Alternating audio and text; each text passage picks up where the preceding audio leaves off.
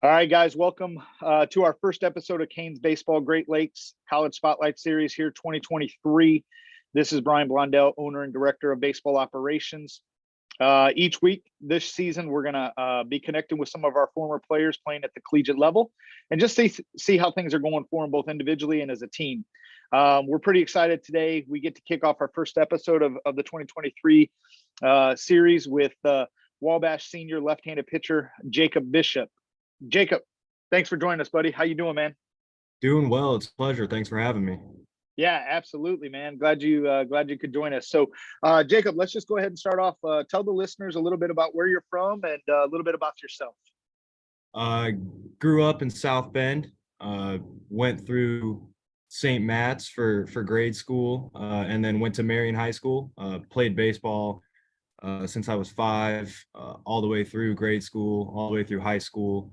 And yeah, baseball's for sure my biggest passion. And then heading into senior year, I committed to Wabash College in Crawfordsville, Indiana, and I've spent the past 3.5 years here, getting ready to graduate in the middle of the baseball season right now, getting ready for conference play. Excited for that. So things are going well. Things are exciting. So Awesome. So you've been playing baseball since you've been 5. Where were you at? Were you at Southeast? And then when did you come over to the Scrappers? So I was Southeast until I think I was 9 years old. The last season I played at Southeast, and I played 1 year with the Michiana Lightning with Mark Gibson and my dad Brian Bishop as the coaches, and then I started Scrappers 11U, and then that went all the way through 18U. So awesome. Yeah, I knew you were around quite a long time. So, hey, obviously you've been playing, quite a long time. We run through a lot of coaches and we get opportunities to kind of learn from different individuals as we've been there. And who do you think or multiple coaches has had an impact on you growing up, and why? Man, I had the honor of working with some great coaches and mentors and fathers coming up.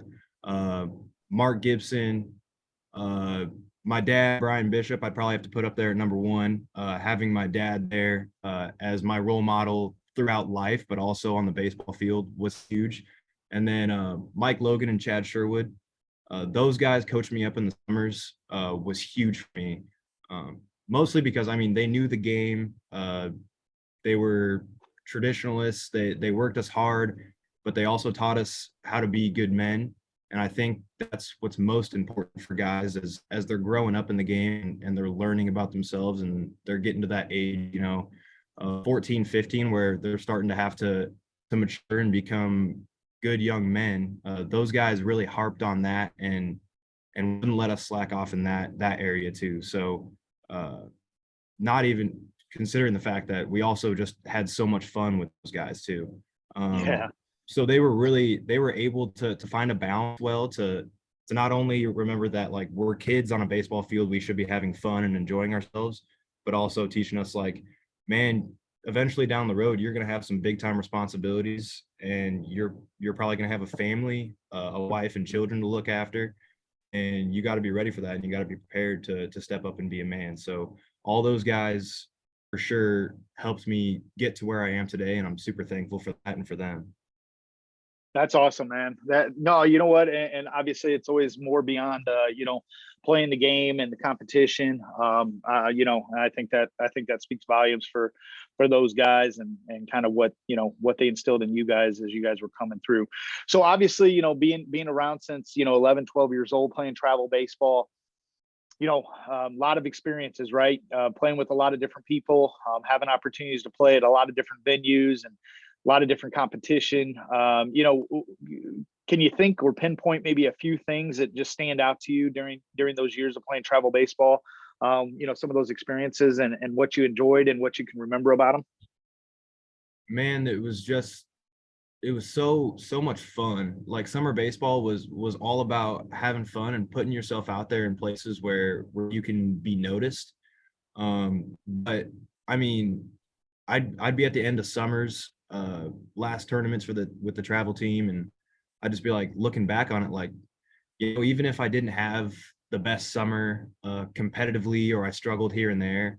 Like I look back with so many fond memories of like just hanging out in hotels or going out to eat with guys and just like all the laughs you share. And you grow up with guys like that from, I mean, there was a core group of us from 11U all the way to 17U. And you do a lot of maturing and a lot of growing, and you make a lot of mistakes together, and you learn, and that's really fulfilling to do that with your best buddies. So, and I'm also just super thankful and blessed to be able to play at the places that I did. I mean, going down to Louisville, we went out, played at Purdue a few times, Grand Park a bunch. I mean, we were in front of a lot of college scouts, a lot of good eyes, and we were also playing at beautiful parks. So, I mean, if you're in that situation and you're not feeling blessed, you've got a problem. So, Yeah, I think sometimes, early on when travel ball first started, right? I mean, I think we now look back on it, we kind of almost sometimes take for granted, right? The opportunities that we have. Again, playing at a University of Louisville, right? Playing at a Purdue. Obviously we're fortunate enough to have Grand Park within a pretty quick drive of us, and what that's really started to generate in the travel baseball scene, as far as just exposure and competition. And but you know what, at the end of the day, right, I mean, you end up building a lot of lifelong friends, through this experience. So I know you guys and that group that kind of was together for a while. It's pretty awesome to see a lot of you guys being successful at the next level. But really kind of starting when you start thinking about it, and dreaming at 11 and 12 and 13 years old, you sometimes don't envision that it could be reality, where you get the opportunity to kind of play at those venues, and then ultimately one day, you're doing it, as part of a college program. So I think that's where travel ball has really started to, set itself apart, right? Just to be able to have those opportunities each and every summer for these guys. right. Hey, so obviously you're at Wabash, a Division III school. What was it about Wabash? Well, when you were going through that recruiting process and you were looking and you were starting to make decisions, what stuck out about Wabash? What made you kind of decide, hey, this is where I think I want to spend the next couple of years, and play college baseball and get an education?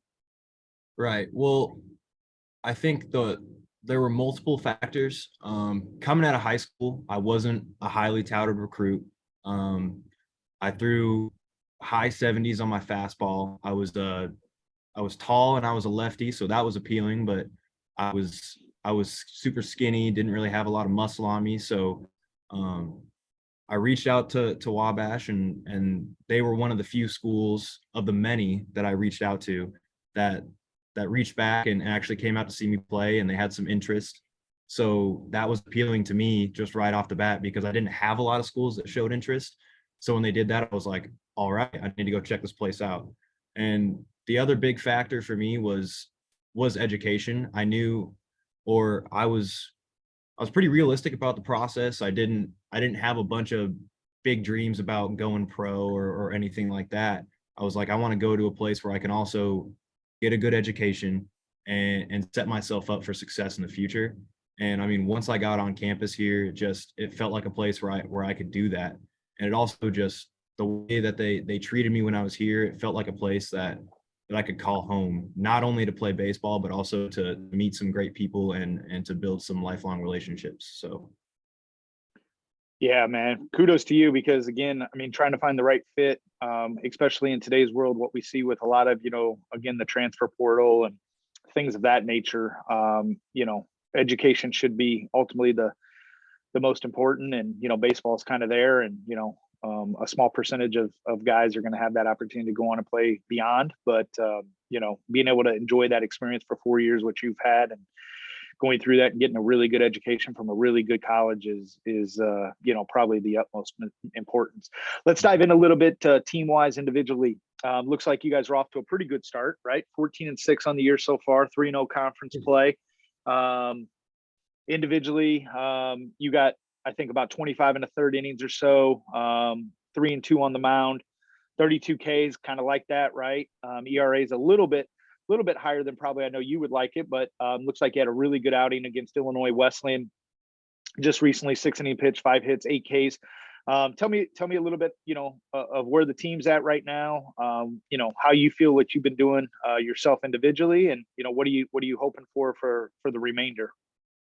Yeah, I think going into this year, there were a lot of things that I needed to work on and tune up. And this was the first year that I think I had matured enough to the point where I realized that, this is going to be a process and it's going to take me a while to figure everything out. And that's okay. It's okay to give yourself some grace and realize that everything's not going to click at once. So it's definitely been a learning process for me so far. It's been a lot of hard work, grinding, not exactly getting the results that I want all the time. Uh, but the one thing that I've kept going with is I've just been competing my tail off and working my tail off. And I think the goal is to have things start to click and you start to feel good and get that consistency in your delivery towards the beginning of conference play. And we're heading into conference play right here this week. So I feel like I'm dialed in to be ready to compete and give my team a chance to win for conference. So that's exciting. And then as far as the team goes, man, we're a scrappy bunch of dudes. But these guys just don't quit. We've got the Wabash Mantra is Wabash always fights. We've got it sitting out on our right center field fence in big red letters, says Wabash always fights. And we've lived up to that so far this year. We've been down a lot and fought our way back into games, won a lot of close games. And I think that's just building a team culture centered around family and leaning on each other and trusting each other and helping each other out.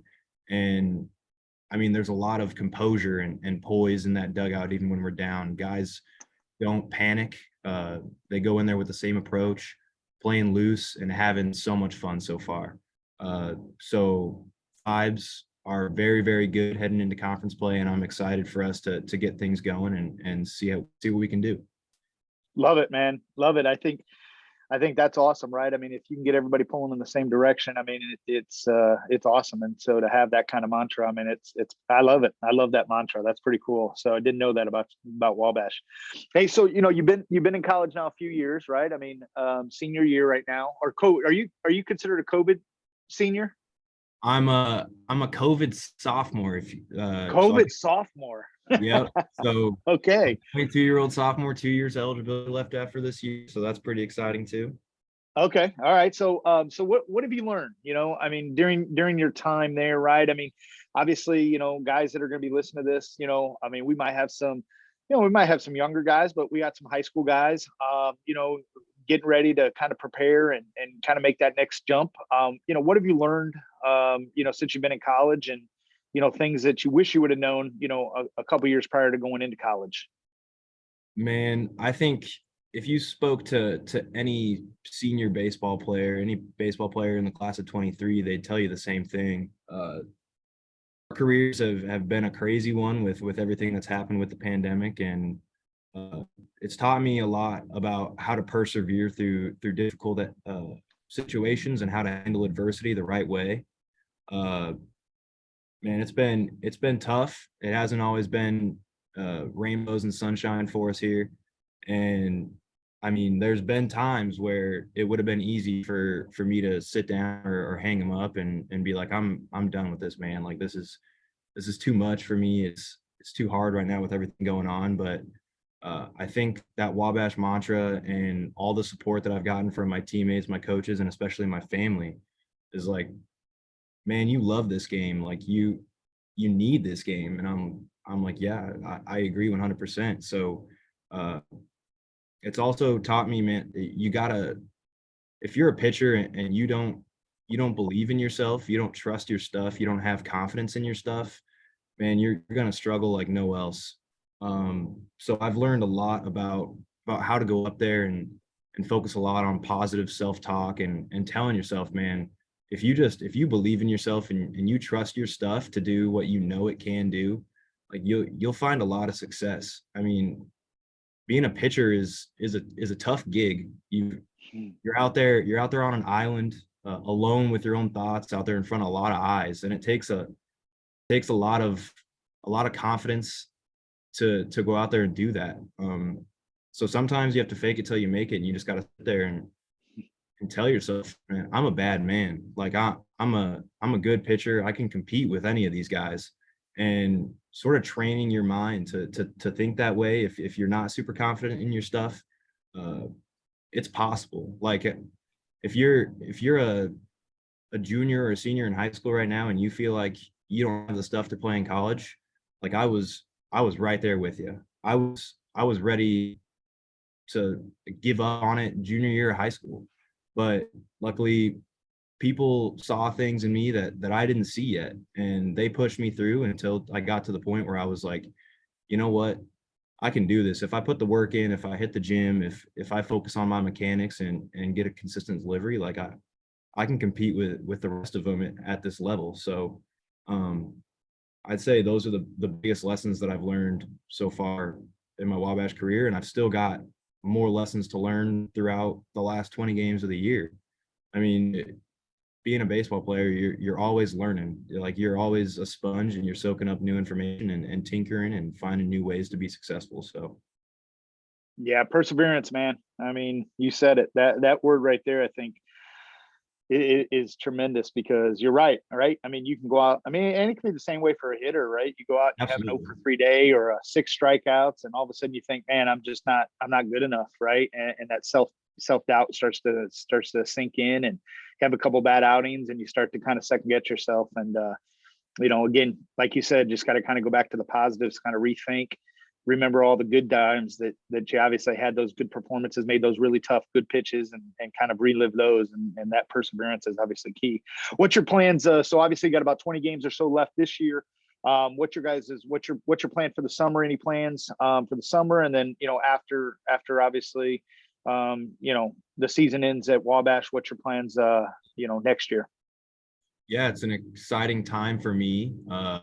So I've decided to use my 2 years of eligibility to go play in graduate school. So after I finish up this year with Wabash and hopefully win a conference title and make a run in the tournament, I'm gonna play in the Great Lakes Collegiate Summer League with the Richmond Jazz this summer, and then Okay. I'll move down to Milligan University in Johnson City, Tennessee, NAIA school down there, and I'll play 2 more years with the Milligan Buffs and get my master's in coaching and sports management. So definitely an exciting time. I'm excited for the new opportunity, but right now I'm locked in on helping my little Giants reach our goal of winning that conference title and seeing what we can do in regionals and the national tournament. That's awesome, dude. Hey, well, hopefully you'll get a little bit better weather moving farther south Yeah, too. I'm excited for that um, for sure. yeah, absolutely, right. Yeah, for sure. Hey, so last thing I have for you. I mean, if again, if we've got if we got a 10-year-old kid or a family listen to this, or even a high school kid, if you had a message for them, as they're kind of going through the travel ball world, what message would you have for them if they were listening? Man, I would say the most important, if you're a young kid listening to this, the biggest thing is develop that love for the game that you've got going on right now. Like it's not so much about going out there and being the best player. It's about going out there and working your tail off and doing things the right way, uh, hustling all the time, respecting your teammates, respecting your umpires, your coaches, uh, playing the game the right way. Because if you can do that, you don't have to be the most talented or athletic player in the world. And that's for high schoolers too, man. If you don't think you can play at the next level, like I wasn't a star player. I wasn't this crazy athlete going out there and turning a bunch of heads. But what I did was I kept my head down. I kept churning and working hard and playing the game the right way. And that got me to where I am right now. Like I got to college and found the weight room and added almost 10 miles an hour to my fastball throughout my 4 years here. And that's just because I believed in myself and someone believed in me too and gave me the opportunity. If you want to play college baseball bad enough and you've got that love for the game, like you'll find a place that'll fit you, that you can develop that game and make an impact for a program. So I'd say if you're sitting there doubting yourself right now, like just go out there and do it. Like stop doubting yourself, like have a little bit of confidence in yourself, have a little bit of faith and trust that if you're doing things the right way, it's going to pay off. Just keep your head down, keep rolling, keep believing. Great message, man. Great message. I think that's sometimes the hardest part in this game, right? Is that self-doubt and the failure that we have to face day in and day out, no matter what position we're playing. I think that's a really strong message, no matter what age you are, and just really just truly enjoy it, right? Well, hey Jacob, man, I thank you definitely for joining us, kicking off this spotlight, the college spotlight for us in 2023. Excited, man, to just continue to watch you. I mean, I've watched you for many years now, and just love watching the success that you're having. And I really hope that you get to enjoy more successes. Wabash has a fantastic season, does awesome in the conference, and hopefully can win a conference title. And definitely wishing you nothing but the best success the rest of this year, man. I appreciate it. Honored to have the opportunity to come on here and talk with you. So thank you. Yeah, appreciate it for sure. Well, hey guys, this wraps up episode number 1, 2023 College Spotlight Series. Make sure again to subscribe to our YouTube channel, Canes Baseball GL, for more live interviews like this one, games, player spotlights, more throughout the season. Episode number 2 will be next week with junior left-handed pitcher Brett Wozniak from High Point University. So have a good evening. We'll talk soon.